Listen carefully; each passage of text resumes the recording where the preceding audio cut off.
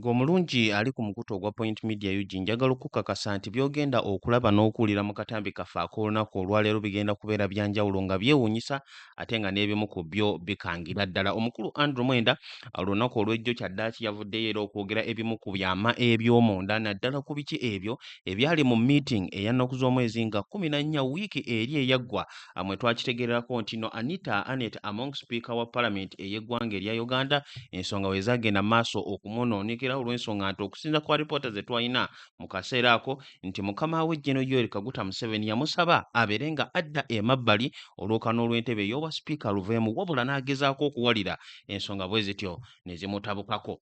Mu miitingi eyo y'emu twakitegeerako nti nno ne Rebecca Alitwala Kadaga former speaker era mu kaseera kano first deputy prime minister ate nga ye minister ow'ensonga za East Africa mu cabinet ye eyakaggwa naye kennyini nnyini yalimu mu lutuula luno wabula njaga okutegeeza nti ky'oteetegekedde y'ensonga lwaki Rebecca Alitwala Kadaga yali mu meeting eyo okusinziira ku Andrew Mwenda. Kati newankubadde Andrew Mwenda ono avuddeyo okutuwa analysis we awamu ne kwago gayita amazima ku biki ebyali mu lutuulo olwo olwalabika okuba nti nno lwali lwa bunkenke okusinza ku initial reports ze twasooka okufuna wabula waliwo ebimu ku ebyo byagenda maaso okwogera ebireetawo okukontana ne ripooti ez'enjawulo ze tubadde nga tuwulira wano ku Point Media UG. Omulimu gwaffe gwasobola kuba nti nno tukutuusaako buli kimu kyonna kyonna ate ne tutakireka awo wabula ne tukakasa nti nno ogezaako okukitegeera n'olw'ensonga eyo ngenda kuba nkuwaka vidiyo ak'omukulu Andrew Mwenda ng'agenda mu maaso okunnyonnyola ensonga zino oluvannyuma tubeere nga tukola analysis mu biki byavaayo okuba nga byayogera tubeere nga twetegereza nga twekenneenya nsonga ki ze tubadde nga tulinawo okwo ate n'eye biki byavuddeyo okuba nga ayogera wabula nga tulina kuba nga tutuuka mu katambi ako njagala okwanirizaako era n'enkubuuzaako agowe naakyasobodde okwekumira ku mukutu ogwa Point Media UG olunaku olwaleero lwa mukaaga ennaku z'omwezi 23 mwezi gwa kutaano omwaka 2026 bulijjo wano we tusinziirira okutuusaako ensonga n'olw'ensonga eyo nkubiriza oyo yenna yenna eyakatweyongako oba gwe abadde tannava ku subscribinga genda maaso obeere ng'okikola subscribe nga ateekako notification bell obeere nga oli omu ku abo abagenda ofuna updates ate ezeesigika amawulire agookya agakola amakulu eri ggwe Munnayuganda okwetooloola eggwanga ku mirirwano awamu n'ensi yonna yonna. Subscribe nga ateekako notification bell tubeere nga tutambulira wamu bulungi nnyo. Kakati nja kusaba owulirize akatambi kaneeno ak'omukulu Andrew Mwenda ng'agenda maaso okunnyonnyola ensonga ez'enjawulo nga bwe zaali mu meeting n'ebyo byonna byonna ebyetoolodde Right Honorable Anita Annette Among. Wuliriza. As we discussed in one of the podcasts, I think the initial podcast where we discussed Anita Among, leave the one of Thursday last week. I told you guys that Anita Among had accumulated a lot of power and influence, both within the discussed in one of the podcasts. I think the initial podcast where we discussed Anita Among, leave the one of Thursday last week. I told you guys that Anita Among had accumulated a lot of power and influence, both within the institutions of state. She had absolute mastery of parliament, but she had also amassed a lot of influence in the judiciary. She had amassed a lot of influence in other institutions of state. But more than that, she had gone beyond that and gone into civic institutions like the NRM, where she defeated the Kadaga by 93%. Anita Among joined NRM 5 years ago. Kadaga has been in NRM since 1989. She had been speaker for 10 years, deputy speaker for 10 years, speaker for 10. That's 20 years as speaker. To wallop her by 93% in an NRM electoral contest must have sent shockwaves down Museveni's Spain. Why? To win the contest inside the NRM, Charles, you look at the electoral college, you have all chairmen of LC3 across the country, all mayors of cities, municipalities, and town councils, all LC5 councillors, all chairpersons of LC5. You have to have all these leagues, the Veterans League, the Women's League, people with disability, youth, veterans, the elderly, all those leagues, and then the entrepreneurial league. Then you have, from that you come to all members of parliament. That's a constituency covering the whole country, covering every single sub-county. And within 5 years, you have built a powerful infrastructure to win by not 55, not 6, not 7, 93%. So I felt that the influence she had accumulated in the parliament and other institutions of state, and also she had captured institutions of civil society. Charles, I told you that if you go to parliament, she used the parliamentary commission to give jobs to powerful journalists, to influential businessmen, their sons. She helped businessmen get contracts within the government. So she had built a large and powerful network of elite constituencies, whether they were clerics in the church and the mosque, where there were business persons, whether there were professionals, traditional leaders, practically every segment of society, she had captured it.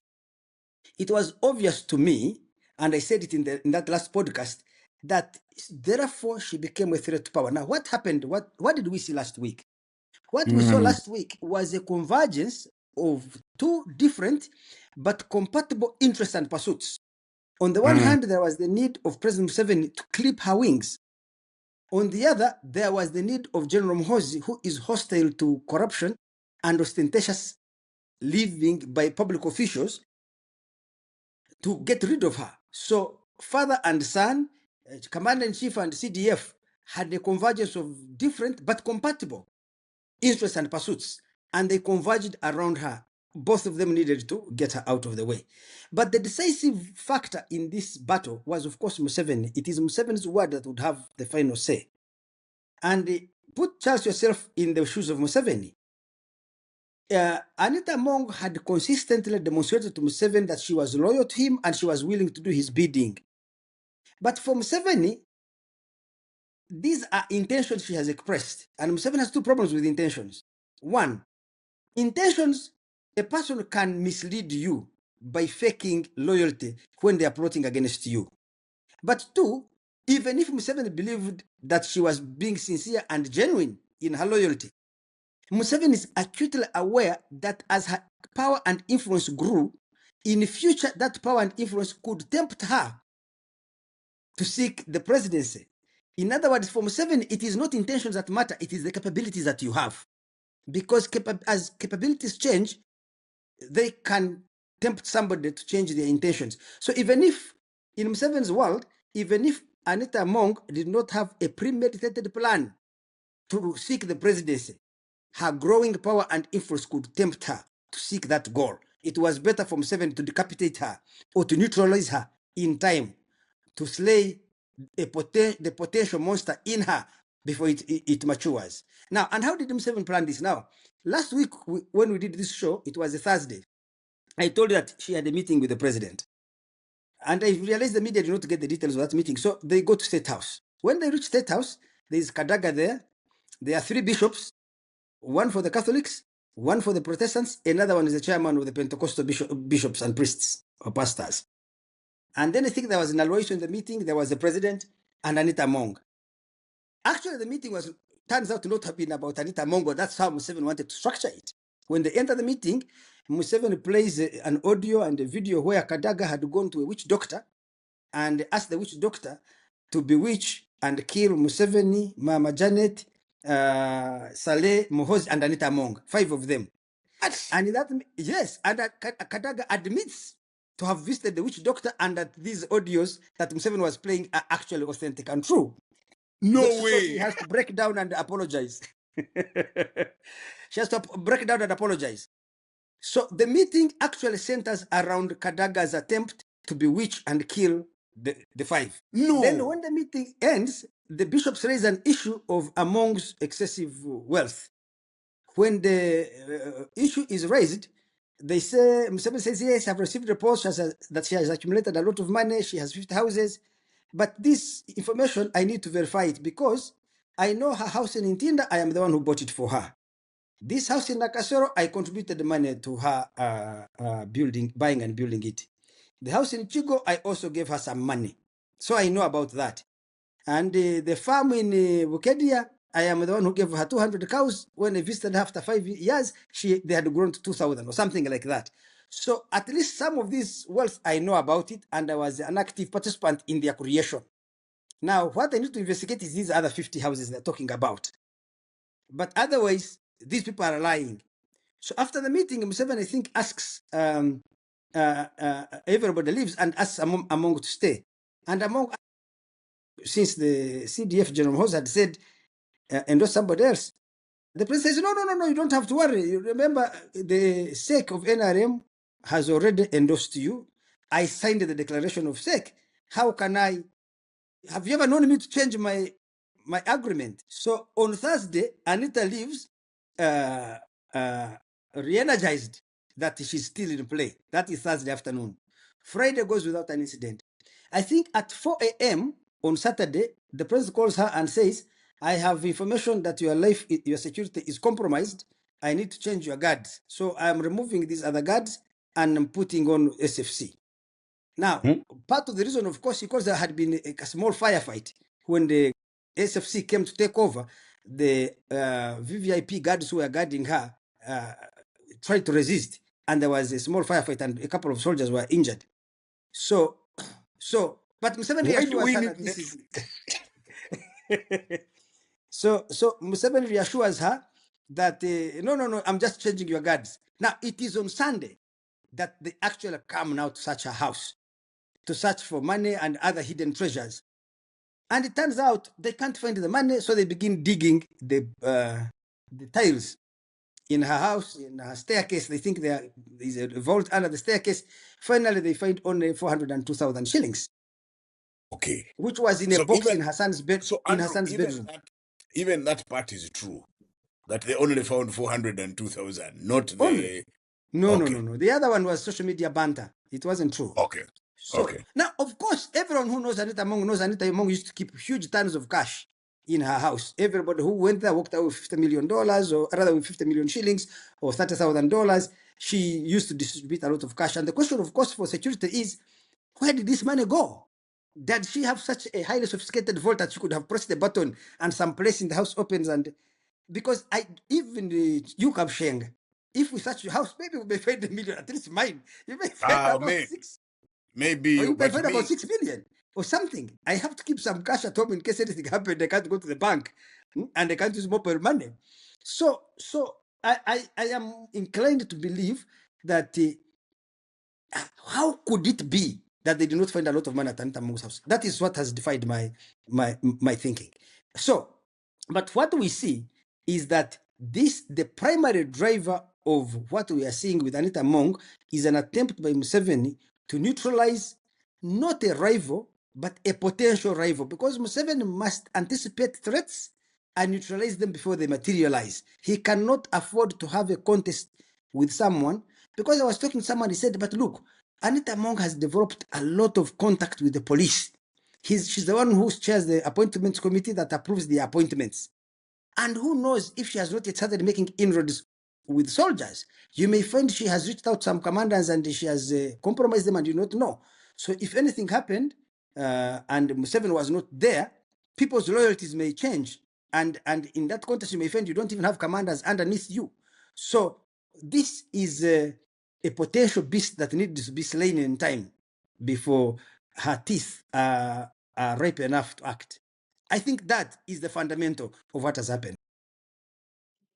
Kale ebintu bingi nnyo bye tulabika okuba nga tugenda kuyitamu, ebimu ku byo nga bwe nkutegeezezzaako bulina engeri gye bikontanamuuko n'okusinza kwa ripoota ze tubadde nga tugenda mu maaso okufuna. Naye ate mu kiseera kye kimu olina okukitegeera nti omukulu ono Andrew Mwenda y'omu ku abo abali ku lusegere olw'obuyinza, abali ku lusegere olw'abo abali mu buyinza wano mu ggwanga erya Uganda. Naye ate nakyo tekijjaawo okuba nti waliwo agenda oba narrative eyagala okuba ng'eyisibwawo. Naye kale tubeere nga tugenda maaso okutunuulira n'okwetegereza biki omukulu Andrew Mwenda byavuddeyo okuba nga ayogera ku Anita Among. Andrew Mwenda asooka otujjukiza nti ebizibu byonna ebigudde ku Anita Among byakajja okutandika kati nedda. Era atuzzaayo omwaka oguwedde mu October September we twalaba nga Electoral College y'ekibiina ekya NRM batuula, National Executive Committee yaabwe awamu ne Central Executive Committee yaabwe batuula okusobola okulonda abakulembeze ab'omunda. Ebyo byaliwo omwaka oguwedde era Anita Among yali agenze maaso okwesimba ku Rebecca Kadaga abadde mu kibiina ekya NRM okuva 1989. Njagala obaleebalemu awo gwali ku Point Media UG obeere nga ddala ofumiitiriza egyo myaka emeka Rebecca Kadaga ng'ali mu kibiina ekya NRM 2 n'omusobyo kabe kasinga 3. Wabula kaakati Anita Among ow'emyaka 5 mu kaseera ako emyaka 4 gyokka yasalawo okweŋŋanga veteran wa NRM ate n'amukuba akalulu by 93%, ebitundu 93 ku buli 100. Ekintu ekyalaga ne General Yoweri Kaguta Museveni kennyini nti Anita Among ono yali atandikidde ddala okuba nti nno azimba obuyinza kuba engeri gye yasobola okufuna abo bonna abalonzi ba NRM okudda ku ludda lwe kyali kirina kye kiraga.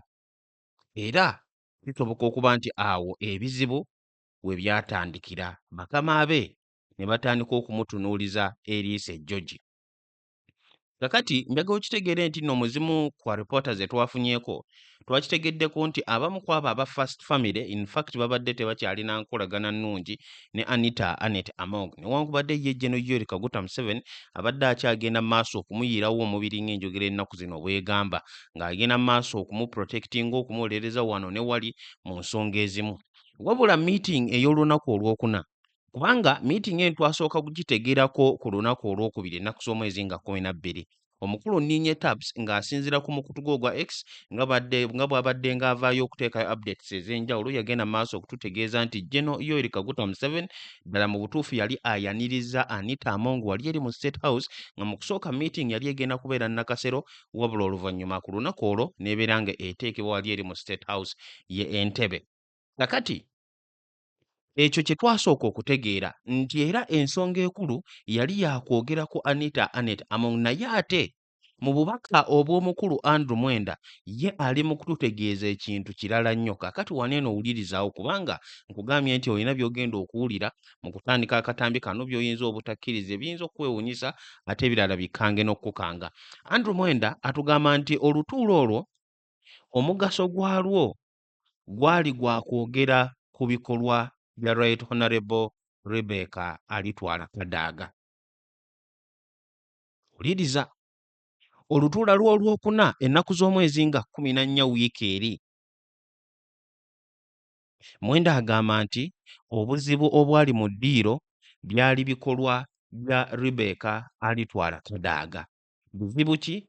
Nti yagezaako okugenda mu ssabo okuloga abantu bano 5 babeere nga bava mu bulamu bw'ensi eno. General Museveni kennyini, Janet Kataha Museveni, General Salim Saleh, General Muhoozi Kainerugaba awamu ne omukyala Anita Among alabise okuba nga tamulekedde mirembe bukyanga yeegatta ku kibiina ekya NRM. Kakati ekimu ku ebyo ekiyinza okukkiriza mu bubaka bwa Andrew Mwenda, kubanga nabo bennyini tetumanyi oba ddala buli 100%, naye ate at least nga bwe nkutegeezezza y'omu ku abo ab'omunda. Kakati oyinza kuba nga weebuuza ki ekiyinza okuleetera Rebecca Kadaga okukola ekintu ng'ekyo. Well, okuva oluvannyuma lw'akalulu k'omwaka gwa 2021 kyategeerekeka nti nno obunkenke bwajjawo wakati wa Rebecca Kadaga ne General Yoweri Kaguta Museveni. Wabula General Museveni n'avaayo n'akyegaana ate ne Kadaga naye n'abeera nga teyakiwa nnyo budde ate ng'ategeeza nti talina buzibu na General Museveni. Naye ate omwaka ogwedde era nga tuzzeeyo mu mwezi ogwa October, September, ASEC awamu ne NEC we baatuula ba NRM okulonda nga Anita Among agenze mu maaso okuba nti nno amweŋŋanga, enkambi ya Rebecca Kadaga yakitegeerako nti General Museveni yali asazeewo okuwagira Anita Among, ekintu kye yavaayo ne yeemulugunyaako ng'ategeeza nti bamunyigiriza, wabula banaamunyigiriza paka ddi. Bamutaddeko omuntu eyakajja mu kibiina ekya NRM kyokka nga enkola y'ekibiina kya NRM etegeeza nti oba wakwesimbawo ku kifo ekinene nga okufuna entebe ku Central Executive Committee olina okuba nga obaddewo okumala emyaka 10 ate nga olina by'okoledde NRM eby'omuzinzi. Ekintu Kadaga kye yavaayo n'ategeeza nti Anita Among yali yakabeeramu emyaka mitono nnyo n'olw'ensonga eyo nga talina kwesimbawo, naye ebintu bakama be bye bataawuliriza. era kino kyaviirako ne General Museveni okuvaayo okumwanikula nga amutegeeza nti alowooza nti nno w'amaanyi nnyo kubanga si yasoose okubeera mu NRM. Kadaga n'ategeeza bakama be nti eky'okumuggyako ku Central Executive Committee baali bagenda mu maaso na kutankuula lutalo si naye yekka wabula ne ebitundu ebya Busoga sub-region. Kakati awo obuzibu buyinza okuba we buva era Andrew Mwenda okuvayo kututegeeza nti olutuulo olwo wali eri ku State House terwali ku Anita Among wabula lwali ku Rebecca Kadaga. Ensonga zino zonna oba olina okuzifumiitirizaamu awamu n'okuzijjukira okusobola okugezaako okutegeera kiki ekiri mu kwogerwako mu kaseera kano. Kakati Mwenda agenda mu maaso okututegeeza nti nga meeting eggwa omu ku bakulembeze b'amaddiini eyaliwo yagenda mu maaso okwogera ku by'obugagga bya Anita Among. Bangi nnyo bye bavuddeyo okwemulugunyaako nti mu myaka mitono nnyo bino byonna agenze mu maaso okubifuna. Kakati Mwenda atugamba nti okusinziira ku kuddamu kwa General Yoweri Kaguta Museveni agamba nti eby'obugagga bya Anita Among abimanyiiko era nga naye contributor yamuyambako n'okufuna oba okuzimba eby'obugagga ebimu ku ebyo Anita Among by'alina. Kakati ebigambo ebyo okuva eri Andrew Mwenda bitutegeeza nti kyonna ekiri mu kukolebwa kwa Anita Among mu kaseera kano tekiri ku nsonga ya bulyake newankubadde kirabikanga wabula tekiri ku nsonga ya bulyake yadde n'akamu n'akeddagala kubanga wekibanga ddala mu butuufu General Yoweri Kaguta Museveni eby'obugagga abadde abimanyiiko. Jjukira nti nno n'alipoota ezimu zitutegeeza nti nno n'emmotoka eyo yennyini eya Rolls Royce Cullinan eyawambiddwa gye buvuddeko General Museveni Anita Among yagimutegeezaako era n'omukkiriza okuba nga agiyingiza ng'ekirabo nga Anita Among ky'alina okukola kwe kugisasulira emisolo. Kakati eby'obugagga byonna ennyumba ey'Ekigo ey'Ennakasero wekibanga ddala General Museveni agimanyiiko kibeera kitegeeza nti mu kaseera kano byonna ebiri mu kukolebwa kwa Anita Among tekuliiko yadde n'ekimu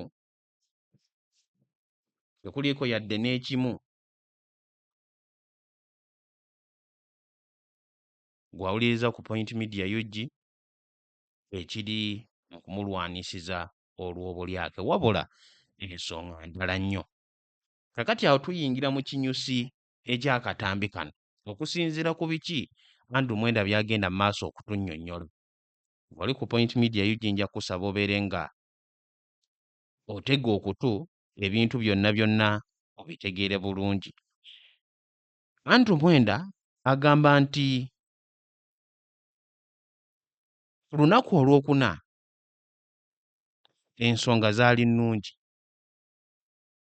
ku lunaku olwokutaano ensonga era ne zibeera nnungi eri Anita Among oluvannyuma lw'olutuulo olwo, wabula ku lunaku olw'omukaaga ebintu ebyasooka okukyukamu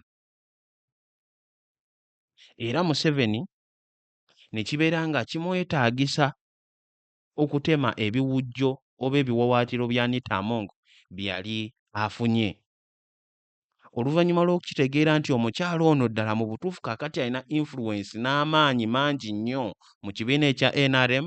General Museveni yali takyasobola kugumiikiriza era okusinziira ku Andrew Mwenda agamba nti ye General Museveni mu operation eno yonna ali mu kuggyawo potential rival, potential threat.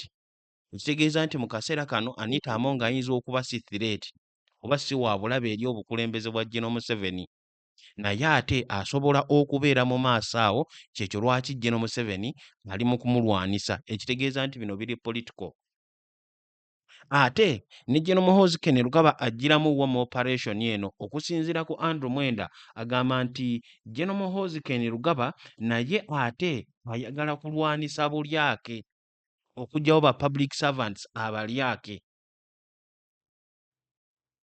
Ne kibeera nga bwe kityo taata n'omwana bombiriri balina ensonga za njawulo okulwanisa Anita Among naye ate ng'ensonga ezo zibaleeta ewamu okusobola okukuba omuntu omu.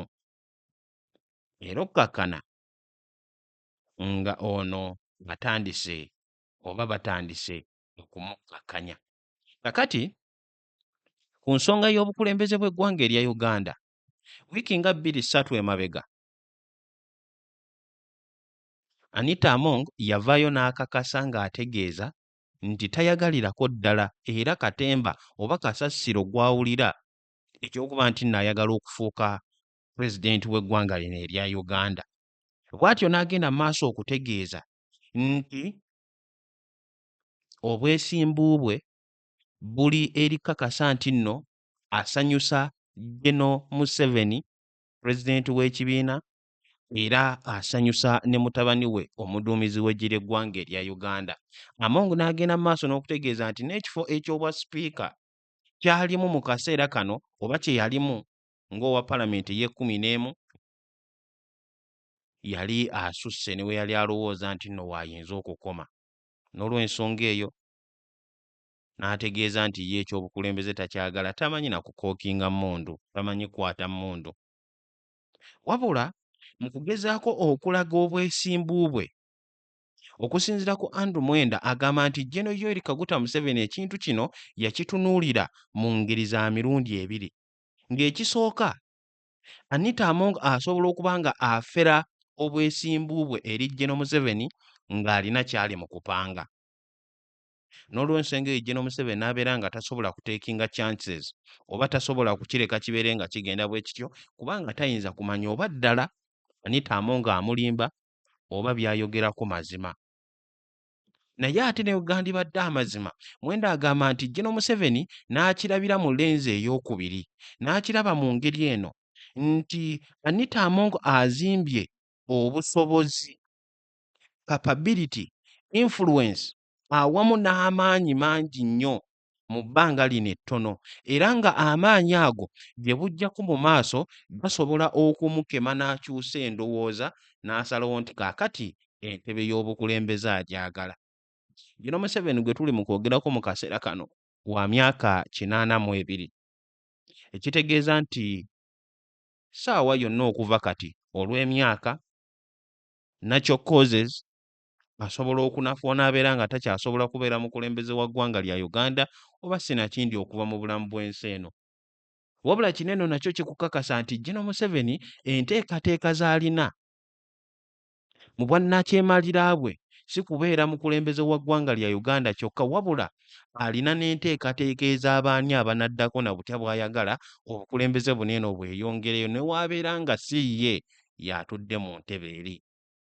Kubanga okugamba nti newankubadde essaawa zino ayinza okuba nga yeesiga Anita Among era nga amukkiririzaamu nti nno mwesimbu gy'ali, naye ate mu biseera eby'omu maaso Anita Among asobola okwekyusa, ekyo ne kibeera kizibu eri General Museveni ow'emyaka 82. Kitegeeza nti waliwo enteekateeka General Museveni z'alina z'atayagala muntu yenna abeere ng'alinnyamu. Singa tubadde mu mwaka gwa 2014 nga bwe kyali General Museveni we yatema ebiwawaatiro bya Mama Mbabazi, wandigambye nti kikola amakulu kuba mu biseera ebyo yali akyali mu myaka 70. Wabula kaakati General Museveni nga wa myaka 80 ng'ate alwanirira bya mu maaso nga Andrew Mwenda bw'atunnyonnyodde, kitegeeza nti nno bino byonna ebigenda mu maaso mu kaseera kano Anita Among bimulwanyisibwa olw'okuba sintina abadde threat mu kaseera kano oba nti abadde alina enteekateeka ez'okulwana mu kaseera kano, wabula bamuggyawo n'olw'okusuubiriza nti mu maaso awo ayinza okuba alina by'ateekateeka. Kakati Andrew Mwenda agenda mu maaso okunnyonnyola ng'agamba nti Anita Among azimbye amaanyi ne gusukka ne ku palamenti ne geeyongera nayo ne mu bitongole ebirala nga judiciary. Olunaku olw'ejjo twafunyeeko dda alipoota, nga alipoota eno egenda mu maaso okututegeeza nti officials ekitono ennyo 10 Electoral Commission awamu ne judiciary nabo baatandise okunoonyerezebwako enkolagana yaabwe butya bw'ebadde ne Anita Among naddala mu kalulu akaakaggwa aka 2026 kubanga twalaba ababaka bangi nnyo naddala abo abateeberezebwa nti Anita Among yali tabaagala mu lwokaano abaagenda maaso okuggibwamu. Electoral Commission y'ekikola nga kw'otadde ne judiciary abalamuzi. Kakati ye Andrew Mwenda akkiriza nti ebintu ng'ebyo bye bireetera General Museveni okubuusabuusa n'okutunuulira Anita Among n'Eriisa Ejjogi, era ky'ova olaba nti kaakati baasazeewo okumulwanawo batyo. Omutabani ne taata bombi nga bali mu kunyiga omuntu omu. Nga bwe mbadde nkutegeezaako, Mwenda agamba nti oluvannyuma lwa meeting ku lunaku olwokuna nga bamaze okwogera ku nsonga za Rebecca Kadaga, Anita Among yasigala emabega oluvannyuma lwa General Museveni okumusaba kibeere bwe kityo. Era nga Anita Among mbu ng'alaga okweraliikirira nti ate bo aba Patriotic League of Uganda baali baggyeyo obuwagizi bwabwe okusinziira ku Central Executive Committee kye yali etegeeza. Kakati wano eno we ŋŋenda okwawukaniramuko oba ogezaako kuba ttooki mu bubaka bwa Andrew Mwenda, kubanga Mwenda agamba nti mu lutuula 1-on-1 ne General Museveni, General Museveni yaddamu okukakasa Anita Among nti tasobola kukyusa birowoozo bye ku nsonga ya ntebe ya bwa sipiika, kubanga Central Executive Committee yali emaze omuwendo osinga era nga tewaliiwo kabuuza. Mwenda agamba nti ku lunaku olwokuna Anita Among yavaayo mu miitingi eyo nga mukkakkamu bitya era ng'amanyi nti ekifo eky'obwa sipiika owa Paalamenti ey'e12 kikyamuli mu ngalo. Naye ate kaakati we tutunulako mu nkambi ya General Muhoozi Kainerugaba, ennaku z'omwezi nga 12 baasiginolinga nti waliwo ekyali kikyuseemu, ekisobola okutegeeza nti either obubaka bwa Andrew Mwenda bubulamu oba si kyo General Yoweri Kaguta Museveni yazannya Anita Among akazannyo, kubanga General Muhoozi ku lunaku olwokubiri waba yalagira Daudi Kabanda okuvaayo okusoma ebbaluwa nti kaakati ebyo Central Executive Committee bye yali esazeewo bo ng'aba PLU baali tebajja kubigoberera nga balinze kumanya ki kinaava wa General Museveni. Ekyo kyatulaga nti waaliwo okukyusa kw'obwongo ku nsonga nga bwe zaali zoogeddwako mu kusooka. Kyokka ate Mwenda atugamba nti ku lunaku olwokuna ennaku z'omwezi nga 14 General Museveni yakakasa Anita Among nti ekifo kye teri yagenda mu maaso nakuba nti naakikwatako. Kakati ku lunaku olwokuna ne bibeera birungi, olwokutaano birungi, wabula ku lw'omukaaga ne bitabuka. Kakati ku lunaku olw'omukaaga wali eri ennakasero okusinziira ku kifaananyi kye twafuna n'alipoota ez'enjawulo ze twafuna zaalaga nga abakessi awamu n'abanoonyereza batandise okuwenja mu nnyumba ya Anita Among wali eri ku Mackinnon Road e Kololo.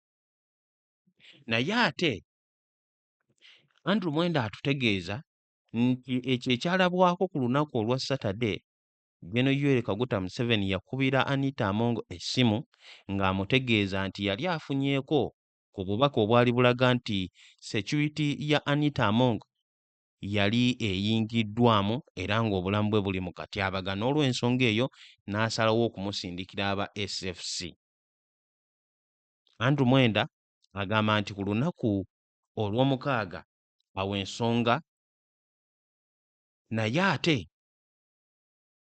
abakuumi mbu ba personal bodyguards aba Anita Among be twategeddeko nti n'abamu ku bo babadde tebakyali ku contract ya poliisi nga yabafuula babe ng'omuntu, ne bagezaako okuteekawo embeera okulwanisa ate SFC General Yoweri Kaguta Museveni gye yali atumye. Wabula General Museveni oluvannyuma n'amunnyonnyola.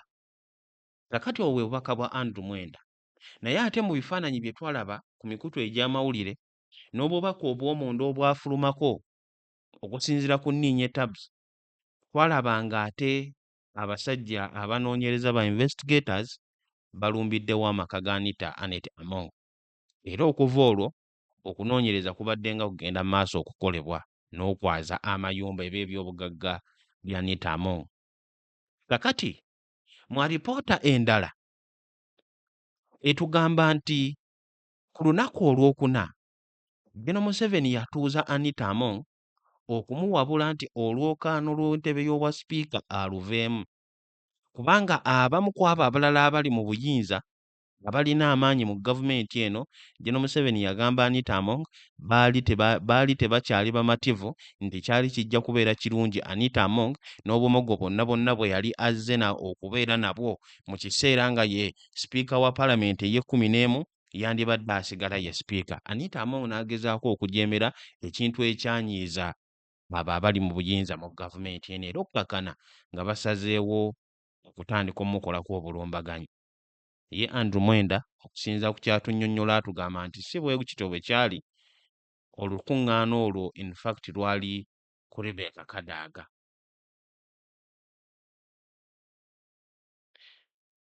Mwenda agenda maaso okututegeeza nti bwe batandika okunoonyereza mu nnyumba za Anita Among tebaasangamu nsimbi. Obubaka bwe tuzze nga tufunako nti enkumu n'enkumi z'ensimbi twalaba alipoota eya Daily Monitor, aba Observer, aba NTV, egimu ku mikutu gy'olowooza nti oba oliawo giri credible enough wano mu ggwanga erya Uganda nga gitutegeeza nti nno baasangayo ebisawo by'ensimbi miliyoni ne miliyoni mu ddoola, mu euro ne mu siringi. Ye Andrew Mwenda agamba nti ensimbi zokka ze baasanga gye mitwalo 42 mu nnyumba ya Anita Among.